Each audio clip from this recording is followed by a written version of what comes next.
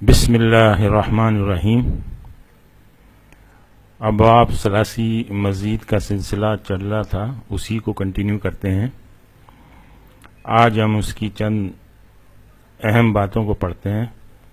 بہت اہم ویڈیو ہے، اس کو اچھی طرح سمجھیں، غور سے دیکھیں۔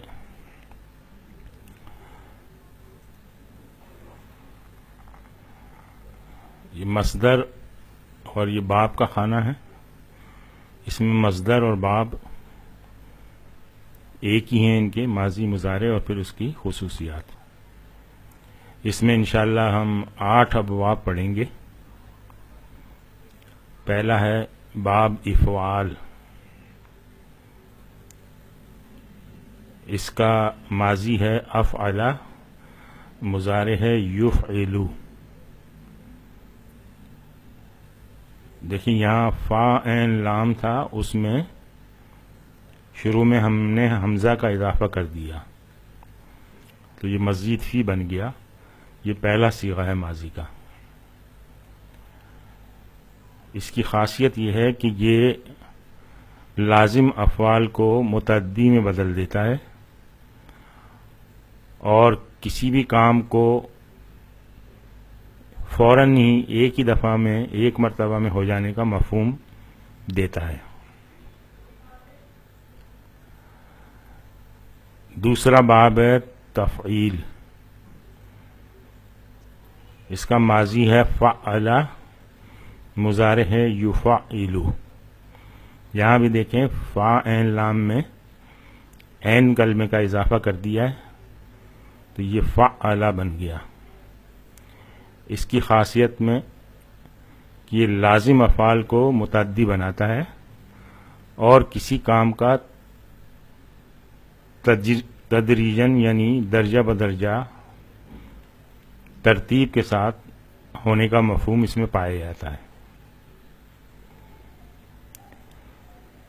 تیسرا ہے مفاعلہ، یہاں ہم نے فا کلمے کے بعد الف کا اضافہ کیا تو فاعل یفاعل۔ اس کی خاصیت یہ ہے کہ کام کو کرنے والے ایک سے زیادہ لوگ ہیں، اس کا مفہوم ہے اس میں، اور مقابلے کا مفہوم ہے۔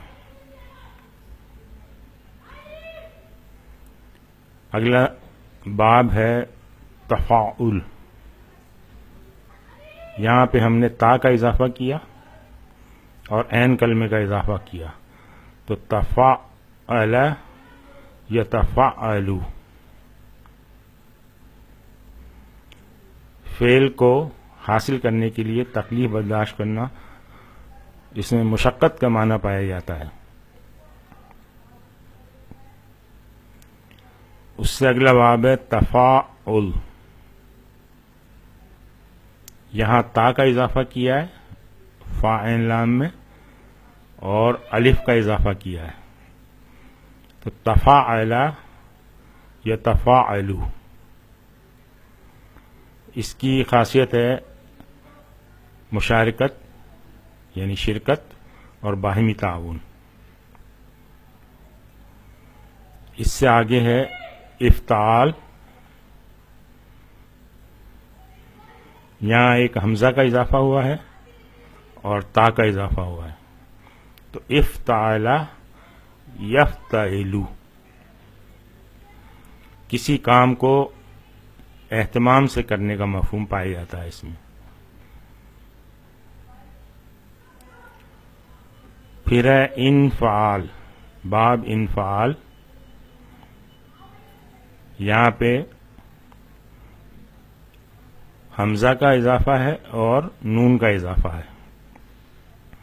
انفعل ینفعل، یہ متعدی الفاظ کو لازم کرتا ہے۔ اور 8واں باب ہے استفعال، یہاں پہ حمزہ، سین اور تا، ان 3 الفاظ کا اضافہ ہوا ہے۔ استفعل یستفعل، اس میں طلب کرنے یا سمجھنے کا مفہوم ہے۔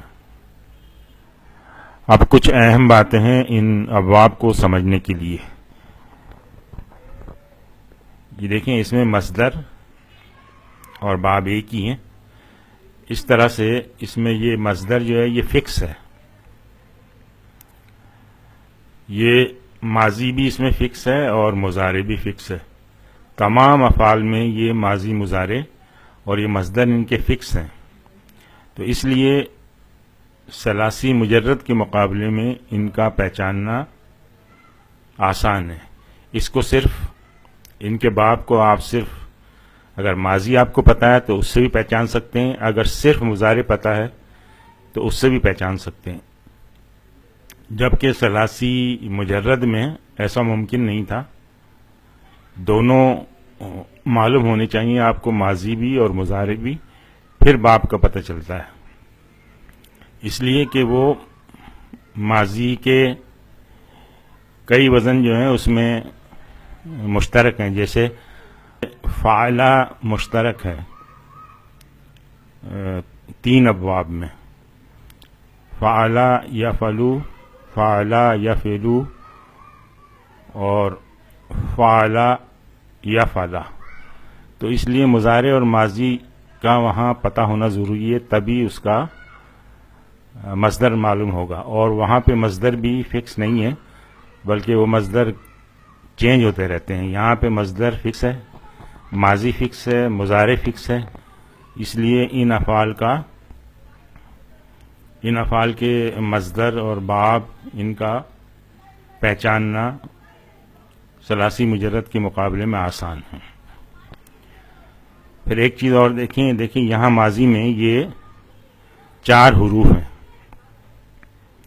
افعلا، فعلا، فاعلا، یہ 4 حروف ہیں۔ جب یہ ماضی میں جب 4 حروف ہیں تو یہاں مضارع میں یا پہ پیش آ رہا ہے۔ یہ دیکھیں، صرف یہی ابواب ایسے ہیں جن میں مضارع پہ پیش آتا ہے، یفعلو، یفعلو، یفعلو، اور باقی نہ ثلاثی مجرد میں نہ یہ باقی مزید فی میں بھی ان سب پہ مضارع میں یا کے اوپر زبر ہے۔ یہ دیکھیں، تو ایک یہ ڈفرینسیشن یہ ہو گئی، اس سے آپ پہچاننے میں آپ کو آسانی ہوگی کہ ان تینوں ابواب میں سے کسی ایک میں ہوگا یہ افعال، تفعیل اور مفاعلہ۔ دوسرا، یہاں دیکھیں تفعلا، یہاں صرف تا کا اضافہ کیا ہے اور ایک یہ نیا باب بن گیا ہے۔ اسی طرح یہ فعلا میں یہاں تا کا اضافہ کیا اور ایک نیا باب بن گیا۔ ٹھیک ہے، اس طرح بھی آپ کو یاد کرنے میں آسانی ہو جائے گی۔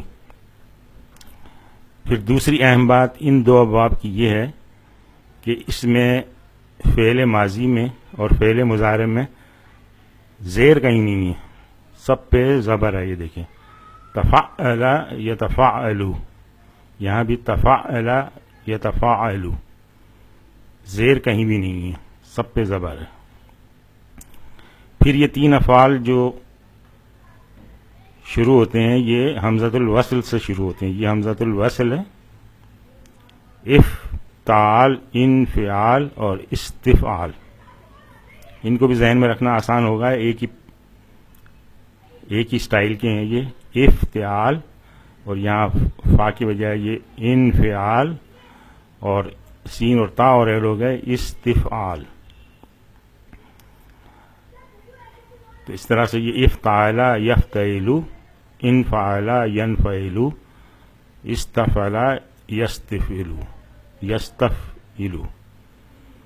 تو اس طرح سے یہ چیزیں آپ ذہن میں رکھیں گے تو ایک تو یہ باب کے نام یاد رکھنا آپ کو آسان ہو جائے گا، اور پھر ان کا ماضی اور مضارع یاد رکھنا آسان ہو جائے گا۔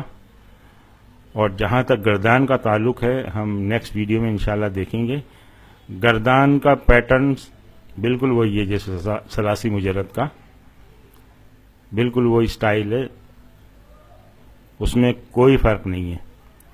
ایک گردان اگر آپ کو آتی ہے تو آپ ساری گردانیں جان سکتے ہیں۔